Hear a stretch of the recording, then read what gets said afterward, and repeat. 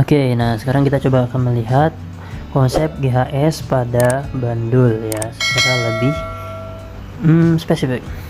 Nah, kira-kira apa sih yang membuat bandul ini dia bisa berayun terus seperti itu ya? Nah, di fisika, penyebab bandul itu terus berayun adalah disebabkan oleh gaya pemulih. Tapi sebelum kita melihat tentang gaya pemulih, kita coba lihat dulu bagaimana hubungan antara kecepatan, percepatan, serta energi pada bandul yang bergerak secara harmonik sederhana. Nah, kalian bisa lihat di sini, yang hijau itu adalah arah kecepatan, yang kuning arah percepatan, arahnya selalu berlawanan, ya kan? Dari bersamaan juga kita lihat kan yang satu positif, kecepatan itu positif, yang percepatan itu negatif. Kenapa? Karena arahnya selalu berlawanan dengan arah gerak bendanya kan. Ketika dia di titik tertinggi, arah percepatannya selalu menarik dia supaya turun lagi ke bawah.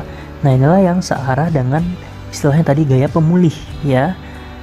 Dan arahnya juga berlawanan dengan arah kecepatan. Nah, begitu juga dengan energi ya. Kalau kalian lihat di energi di sini, total energinya selalu konstan. Hukum kekekalan energi mekanik, yang berubah itu adalah energi potensial dan energi kinetiknya.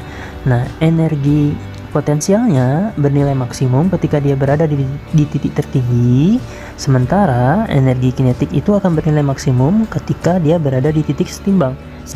Oke, sekarang kita coba lihat ya bagaimana konsep gaya pemulih pada bandul. Di materi hukum Newton, kalian sudah belajar bagaimana cara menggambar diagram gaya ya pada suatu benda.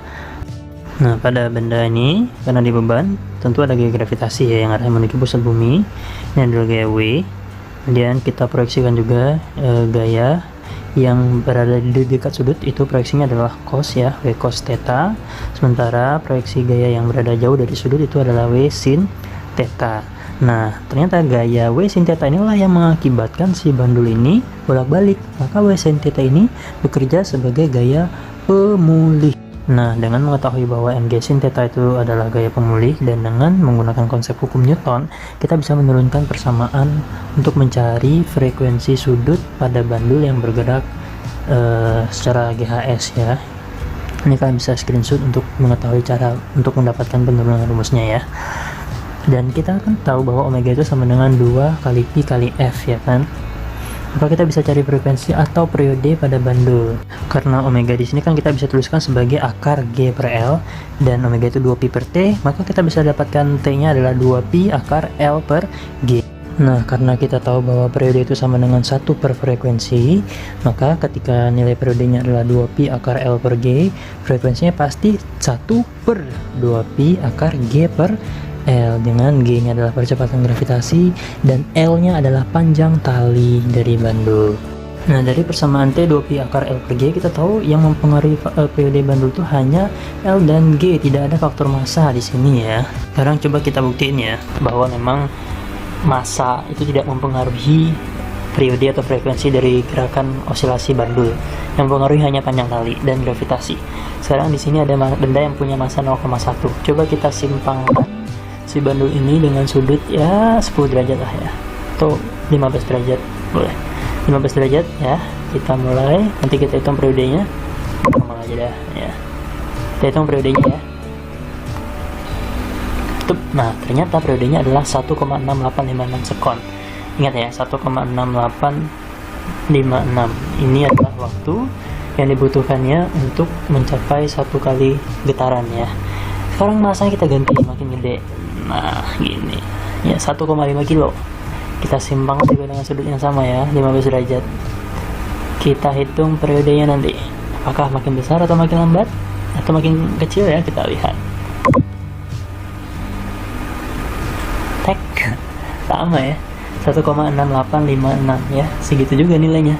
Sesuai teori memang massa itu nggak ngaruh ya, yang mempengaruhi itu hanya panjang tali. Kalau panjang talinya kita ubah nih, tuh kita panjangin ya, periodenya pasti berubah. Kita cek, walaupun masanya tetap, tuh jadi 2 ya, jadi sesuai dengan persamaan tadi ya.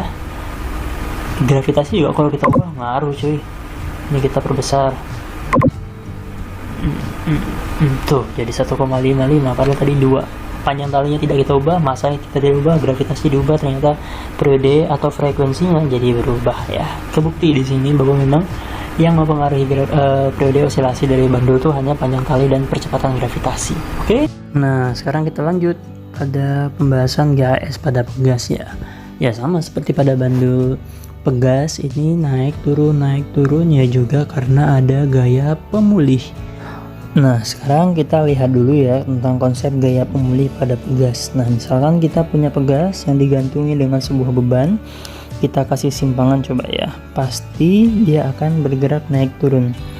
Ntar kita tambah dulu simpangannya biar lebih terlihat jelas. Nah ini ya, apa kira-kira yang mengakibatkan pegas ini bergerak naik turun seperti ini? Yang menyebabkan dia turun jelas ya itu pasti karena gaya gravitasi yang warna merah ini ya.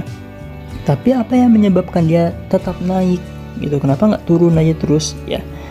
Jelas itu karena ada gaya pegas. Nah gaya pegas yang warna biru, gaya pegas inilah yang bekerja sebagai gaya pemulih yang mengakibatkan pegas ini turun oleh gaya gravitasi dan ditarik ke atas oleh gaya pegas. Seperti inilah makanya pegas itu akan terus naik turun ya selamanya ini sampai hari kiamat ya kalau tidak ada gaya gesekan. Nah ini konsep gaya pemulih pada pegas ya. Nah kita tadi sudah lihat bahwa yang bekerja sebagai gaya pemulih pada pegas itu adalah gaya pegas besarnya sebesar F sama dengan K kali delta X ya, atau delta Y di sini. Nah berikut ini penurunan rumus untuk memperoleh frekuensi sudut pada kasus osilasi di pegas ya. Dapat kita frekuensi sudutnya sebesar akar dari K per M, karena tadi kita peroleh omega itu sama dengan akar dari K per M, dan kita tahu bahwa omega itu sama dengan 2pi per T atau 2pi kali F ya. Maka nanti kita bisa didapatkan nilai periodenya itu sama dengan 2pi akar dari M per K gitu. Ingat juga bahwa frekuensi kan 1 per T ya, 1 per periode, maka kita bisa peroleh juga rumus untuk frekuensi itu adalah 1 per 2pi akar K per M. Mudah ya, jadi ini dua besaran periode dan frekuensi pada osilasi pegas ya. Nah ini ya rangkuman akhir dari materi kita hari ini. Kita sudah menghitung periode dan frekuensi baik itu pada bandul dengan persamaan ini dan pada pegas ya dengan persamaan ini ya. Jadi intinya setiap benda yang bergerak secara harmonik itu pasti mengalami dan memiliki gaya pemulih. Akibat dari gaya pemulih itulah bendanya bisa bergerak secara periodik. Oke. Cukup dulu untuk materinya. Mungkin kalian nanti bisa searching atau nanti Bapak siapkan video untuk latihan soal ya, beberapa contoh soal yang berkaitan dengan GHS. Oke, thank you.